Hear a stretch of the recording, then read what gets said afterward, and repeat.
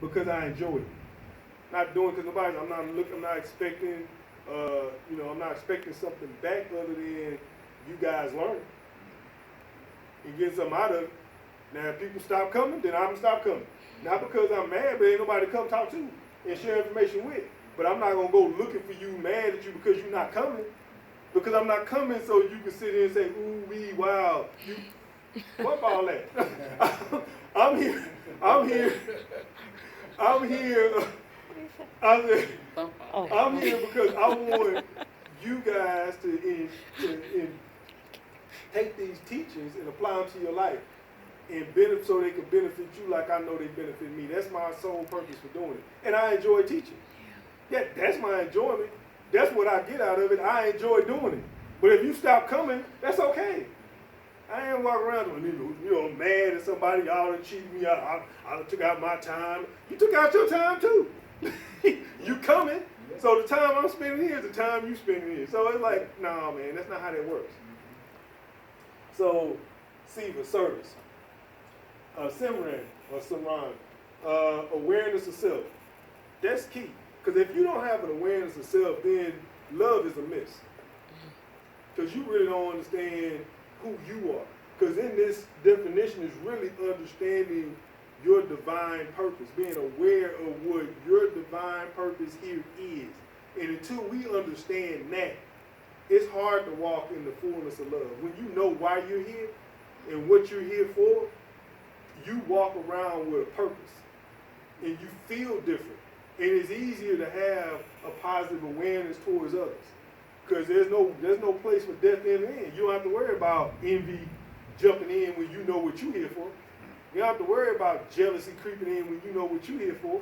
But when you don't know what you're here for and you might be good at something somebody else is good at, but they getting more credit than you getting, then you mad? Well, they might be good at it, but it might be their purpose.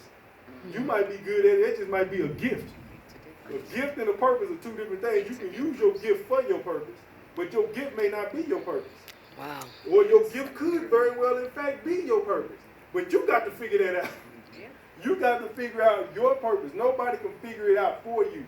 We can give you the blueprint for self-awareness and going through the process of self-discovery and re-engineering your DNA and your psychology and all of that. But when all that is done, only person that's going to be able to say what you're here for is you. We can help you peel back the layers so that you can remember, but we cannot tell you who you are. We know you are a divine being sent here with a divine purpose. We can tell you that. How you're going to express that and what that is completely a journey you must take. That you can receive guidance from us in the process, but nobody can tell you that. I know what my purpose is. I've known for years. Didn't know that I knew my purpose, or I didn't completely accept it because I was living under this. I was supposed to get a job based on a profession that gave you a certain status, but none of that was me. My purpose has always been to help people. Plain and simple. I always had a desire that. You can do that 1,000 different ways. You don't have to do that being a social worker. You don't have to do that being a lawyer. You don't have to do that being a doctor. You don't have to do that being a teacher. You can do that, or you can do them through all those mediums. But if your purpose is to aid people in a specific way, you got multiple roads you can take to do that. And that's it for me. I know what that is. So one of the ways I can do it is what I'm doing right now. Teaching. That's one. Natural health. That's another. It's all the same thing. It's all teaching. It's just teaching in different subject matters in different venues, but it's all teaching and trying to help people find themselves so that you can get to you, like I got to me. Satsang, we talked about that earlier, we read that, and we said now that if you didn't know what it was that we were coming to on Sunday, that's what it is, the companies of the highest truth. Well, when you have reached the highest level of love, now you are walking in the company's highest truth at all times. And you coming and gathering with other beings that are walking in the highest truth, which is you. And when you live all these things together, then you get pure love. When you're doing all of these things that are listed here, you have a positive awareness towards others. When you have service that you're giving because it is coming from an authentic and genuine place that is beneficial to you and others and to the whole, when you are living in awareness of yourself and that means knowing your purpose and why you're here, and when that means puts you in this place right here, which then puts you in that place right there. That's why the Chario's grandfather could do for him what he did, because he knew who he was. So he could express the divine love and awareness towards his grandson. And he had gave a story, you'll hear about the story, but the story stuck with me, and I haven't even read it in a while. But he talks about a story that, his grandfather used to play, come home from work. His grandfather worked in construction, which was hard physical labor. He would come home and he would always have M&M's for him. Yep. And then he would always, take out time to play with him, even though he was tired. Service. Because he knew that child needed that more than that superseded his fatigue. So he didn't allow his fatigue, even though he wouldn't have been wrong if he did that. He didn't allow his fatigue to stop him from providing the service to his grandson, because he knew he needed that nurture. So he was being a nurturer. Even in his time of needing to be nurtured, he was being a nurturer. And so his grandfather would go out and play baseball with him. Well, as his grandfather got older, his body started to feel the weight of all that physical labor over the years. So he'd come home, be in pain. Didn't have a pain, had a smile and some M&M's though. And he would go out and he would do what he could do, which was sit down and play the ball, play catch with him. And LaTroy had made mention, either he had the thought and it was in his head, or he had the thought and he actually expressed it out loud. But he was agitated and irritated with the fact that his grandfather wasn't up and playing. He wasn't being considerate of his grandfather though. But even in spite of the attitude, his grandfather continued to play anyway. Which reminded me of a story of my attitude when I was playing dominoes with my grandmother. My grandmother taught me how to play dominoes. Dominoes was really a game of strategy. She taught me strategy. So anyway, I was playing with her, and and she did probably like most adults do. They let you win so you can get your confidence. She made you work, but she really, she might have passed up an opportunity to get some scores that she didn't, but she passed it up so I could get a score, and I was winning. And so we played one game, and she beat me, and I said she cheated. I told her she cheated, and I didn't want to play anymore. That hurt her to the core. I couldn't even think about it as a kid because I was just being selfish and a kid. Not that that's an excuse. That's just, I'm operating out of a child mind. That's how most of the people we dealing with operate now. They operate out that same psychology. I was 6 or 7, and I said she cheated. Now, after I got over it, I want to play dominoes now. I'm ready to play dominoes. I want her to be ready to play dominoes. I mean, she did, but she never really played the same. You know what I'm saying? Because it's like, how could you think that I, the person that loves you, would do something like that to you? Now I understood that later on in life. And I apologized to her for that. I mean, we played long after that and she got past it, but she human too. She felt something because she knew that she was giving me this, but that ain't what I gave back to her. I didn't reflect that back to her. I reflected back being, a selfish, inconsiderate, thoughtless person. That's what I was at that moment. Don't care if it comes through a child. They don't change it. That's what the end result was. That was thoughtless, insensitive, and selfish of me to do that. And people do that all the time. When we get that out of grown folks, we act surprised. They the same. They're the same. It don't make it hurt any less though. Yeah. And just because it comes from a kid don't make it okay either. Just because the kid did it. So it hurt just the same. It don't matter what medium it's coming through. Hurt is hurt. Okay, let's get that understood. So all that was pure love that his grandfather showed him, and it really made me think about my life. I thought about my grandmother and that story and how I was just, because when you go back and you get old, you rewrite history about the kind of kid you were. I thought I was just a kid that just did what I was told. For the most part, I did, but no, that wasn't. What that wasn't what I was trained to be. What I gave is not how I was raised. So no, it wasn't no sense of me trying to act like I was something I was. That was just what it was. It was not pure love. From that, it helped me to develop patience because I got to go back and look at myself before I get mad at you. Remember how I acted.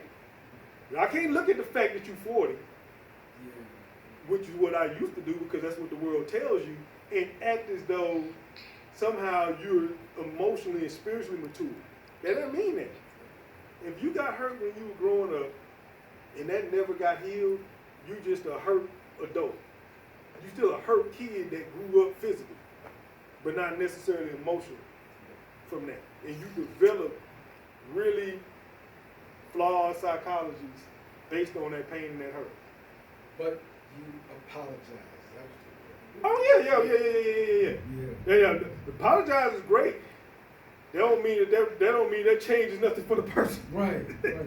But yeah, no, that's a valid point. So no, I wasn't still driving that shit. I was just referencing it as a point of reference and just highlighting how I'm able to draw on those. We have to be able to draw on those experiences that we have where we were less than our best selves to be able to have compassion. Well, will aid us in having compassion from others. Because we ain't all saints like we like to think at all times.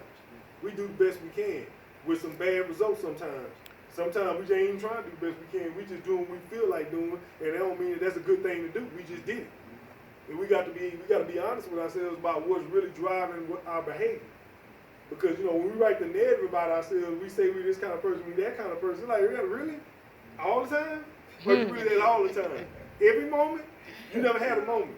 You never had one? Are you sure? While you rendering judgment on somebody else? Yes. No, that's why you can't pass judgment on people. You can pass judgment on whether you're going to maintain that as a friend, because that's your choice. But you don't get to condemn nobody and say that the God in them doesn't exist because you don't like an act that they perform. They may have acted ungodly, but that doesn't mean that God doesn't dwell within them. Mm-hmm. They just not operating out of that. And the truth be told, some of the times we're not operating out of that either. Yeah. So let's just be honest with ourselves and not go around acting like we can cast stones when there ain't no stone to be cast. And if it's gonna be one, you be throwing it at yourself first. Since you don't want to get hit with a stone, I don't think you want to throw none. So anyway, I said a lot. That is a lot. So I'm gonna pause. Give you guys an opportunity to provide input based on what we've discussed so far, whatever may have come to your mind, whether it be a question or something you want to share or something you want to add. I have a question, and I have something to share. Because words are important, the word love has so many meanings and definitions and so forth, and I have felt that over the years, people have used the term making love to the point that they have ruined the concept. Mm-hmm. And that's how a lot of young girls are molested because, a uncle, a father, a brother say, do you love me? Mm-hmm. Well, I'm just going to make love to you, And so I started with teaching, I only have one granddaughter, but be careful how someone used the term love and for what purpose, or prove your love to me. I had that said to me when I was a teenager, and it just was a big old red light in front of me. You just messed up because I know what that meant.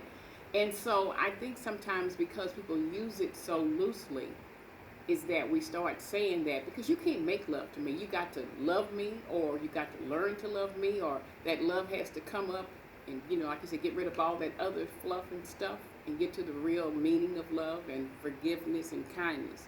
But when you start making it, it takes away from what love really is all about to me. And I've often wondered about that term. Was it, how did you feel about that concept? No, you're absolutely correct, actually. And that's why we started over here. Because that's where all what you just said comes from. Here. But over here, you notice it didn't say anything about none of that. This is the proper definition of love, and there are different levels of love, right? And Charlie talked about that when I was reading the Q1. There's different levels of love.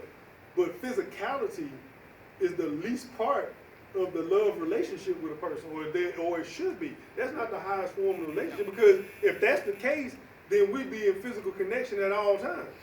That'd be terrible. I mean, you would never get anything done. So we're talking physicality and biology is the lowest level of human interaction. But that's a part of it. We can't act like it doesn't happen, but it's not the end all and be all. And granted, people take that, and what you're feeling inside, that's physiological. That's not love. Those are hormones. And that's a desire to connect physically, which is not an unnatural desire, but you got to be ruled by love to manage that. Which means positive awareness now of others and yourself. You got to understand who you are. So do I want to, now granted, if you're not training someone, one, you got to teach people that. Then two, they have to adhere to it. So let's just go ahead and suppose that those two things happen. You've been taught that and you adhere to it, that's your discipline. Then you know that you may be physically attracted to someone, that doesn't lead you into actually physically engaging them because you are operating at your highest level of self. The truth be told, I don't know anybody that was taught what love was when they were young or how to go about interacting with the others, the opposite sex. Now, when I was a teenager, I guess I was just a romantic. You know, I mean, it wasn't like somebody told me this. I always kind of just naturally assumed that you need to really feel connected to the person you wanted to be with. However, peer pressure was telling me a different story and was creating a conflict in me, which was telling me, giving me another narrative about my manhood because I wouldn't do that. Or I didn't feel the need to do it. It didn't point because I didn't think the girl was attractive. I saw everything that they saw. But I also knew this. I felt like I need to be connected with that person to engage in that activity. I felt that. Nobody told me that. My girl didn't sit down and have no sex ed talk with me. First of all, that would be just an awkward conversation all by itself. It wasn't no grandfather to tell me. It wasn't no father to tell me. I was raised by a bunch of women. So nobody sat down and had that conversation with me. My uncle, his idea of it was not helpful. His idea of it was not helpful. I cannot even tell you what my uncle told you. I couldn't tell you. I wouldn't tell you, even if we weren't on camera. I wouldn't tell you because it's like, that's not it. Love my uncle. What he told me is not what you tell somebody. Period. I look back and I was like, really? I was like, man, no. So he was not a good influence in that respect. And the other thing that I wanted to say, there was a 90-year-old lady that lived on our street, and since my mother had been deceased, I decided that I would adopt someone that I could, do things for, since I would be doing something for my mother. So I would go visit her, and one day, she had been going to church, and she told me she was really hurt, that the lady who used to take her to the doctor every day had stopped taking her. And she just they stopped talking to each other. I said, well, how long did she take you? She said, well, she took me about 2 years. I said, well, why are you upset with her? She said, because she told me she was going to take me. Well, her husband retired, and she said she can't. I said, hold up. I said, first of all, that was so nice of her to do that for 2 years, and she shouldn't have. I said, you belong to a church, and she was helping you. That should have been divided up with other people because you wore her out. Now you upset with her because she no longer takes you. You're not made with the other folks who never took you. I said, you need to write her a letter and thank her. I said, did you ever give her anything? No, she would, I would buy a lunch at Loopy sometime. I say, well, why don't you send her a little check and say, thank you so much for the 2 years of serving me, taking me back and forth to the doctor every month like clockwork, when she could have rode the bus that they send to your house and take you there for free. Yeah, Metro, yeah. And Metro I say that's unfair to her. Her husband is retired, and she wants to spend time with her husband. So I wrote the letter for her, and we put the check in there, and she took about a month to mail it. She finally mailed it. And then one day she came to me, she was smiling. She said, oh, she came to me, she gave me a hug. I said, did she cash the check? She said, yeah. I said, yes, ma'am. I said, you can't use people over and over and over and over. And when they no longer can do it, get angry with them. You're supposed to be grateful for the time that they did for you what they did, Man, thanks for sharing that because you bring up two key points. and I'm gonna lead off with the last one that you were talking about, which is be grateful. Charlie tells us all the time, you need to wake up every day being grateful. I don't care if you don't feel like when you don't feel like doing other stuff, you do it. Wake up and just be grateful. You gotta be grateful for whatever you do or whatever you get. Even the people I've gone back in all my childhood years, from all the people I feel like did me wrong, I'm grateful for them. Because I wouldn't be, my level of empathy and compassion wouldn't be at the height it was if it wasn't for them. Mm-hmm. Because I know what it's like to be made fun of, to be put down, and all those other things. I'm sure we all do to varying degrees. So because of that, I have the ability to identify with where you're coming from. Because I ain't never been through that. I don't know what you're talking about. And I'm going to say something really stupid and insensitive because I'm coming out of a place of not knowing that. But because I've experienced that, I understand what that's like. But then what you're talking about is a higher this. You're talking about this because the agape is supposed to be this, not the way we taught it. See, the agape that we were taught was the former of what you talked about when that lady was giving service without expectation. And it became an expectation on the other person's part that this is what you need to continue to do. Mm-hmm. So you set a precedent.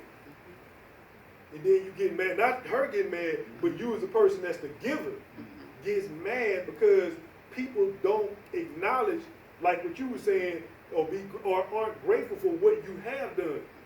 Stop. Give with conditions. When I say give with conditions, I don't mean load it down with unrealistic conditions. It's like, no, I can do this, and I'm about to stop at this point. But whatever those conditions are that you set up, that's it. I'm going to help you if you do this. If you're saying you need a ride to work, first of all, you got to be here on time. At the point, the minute you're not here on time, I'm going to stop doing it. It ain't going to be a text message. It ain't going to be a call. I ain't going to follow up. I ain't doing none of that because I'm telling you now what I'm going to do. If you don't get here on time, don't look for me tomorrow. That's the condition. You can not like it, but I'm doing something for you. Now, I'm not asking you to do something unreasonable. I'm not asking you to, fill up my tank every week.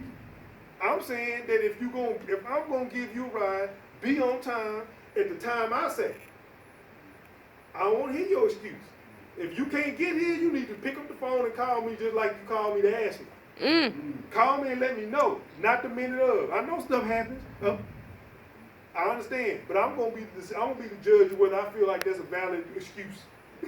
Cause this is my car, my money, my time. When I say my money is going to my gas tank, the wear and tear that's going on my car. I'm the one that I'm keeping maintenance of this vehicle, not you. When it break down, you gonna still be doing what you doing. Now I'm gonna have to be asking somebody for a ride. So there's an expectation. Yeah. Whatever that is. Carol. Carol before, now Carol is different. You tell people, I want you here on time, gotta go.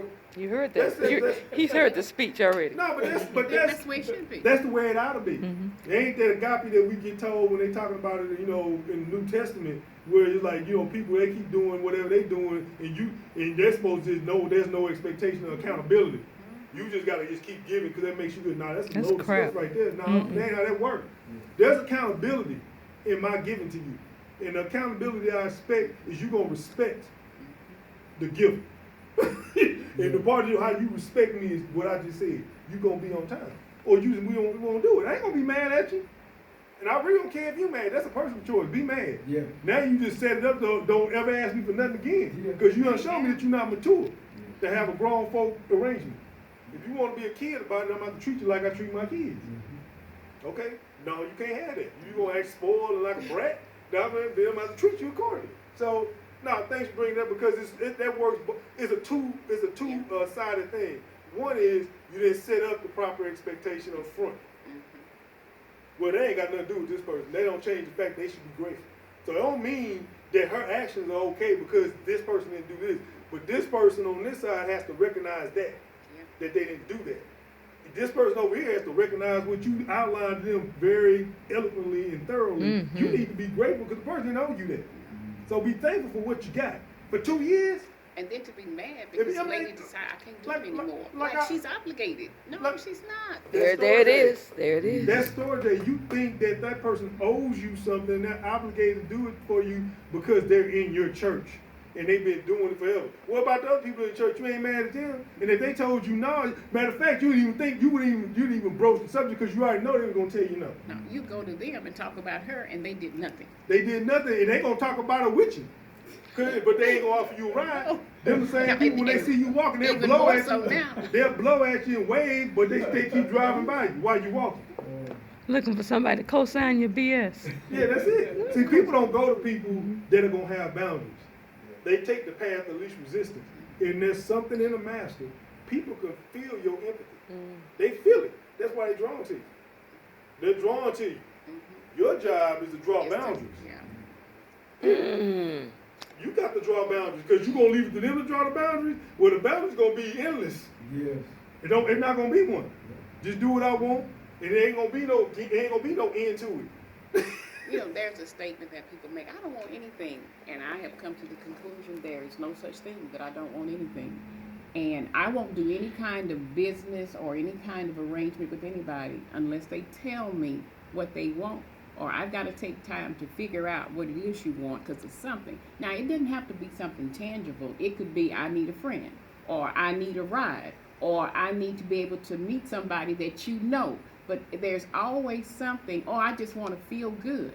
It's always But it's a reason, it's and always nobody do something. nothing for no reason it's at all. always a condition. Yes. And it's okay. And you won't have a good relationship until you find out what the person wants from you. That's it. Until that's real honest dialogue first with yourself, then with others, can you get to what's really going on? Then we can be mature about it. Then that's real love. Yeah. Because now we are being mature and we're having a real discussion and we are able to set proper boundaries and expectations. And then we'll go about being mature in our interactions. But when we go and like, man, no, I just give because it's in my heart. That's no.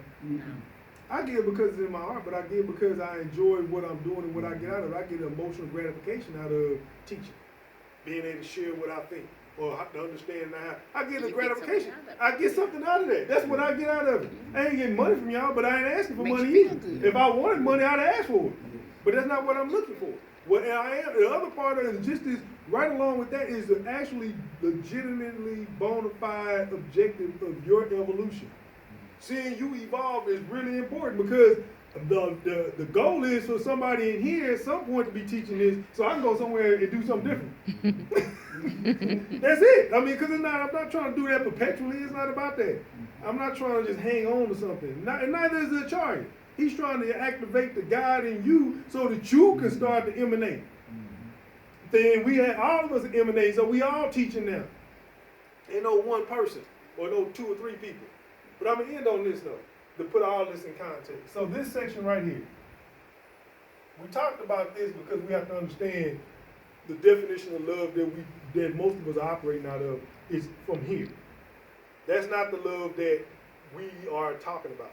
But we have to understand that because there are some elements of this that are here, but they're coming from a different core value system.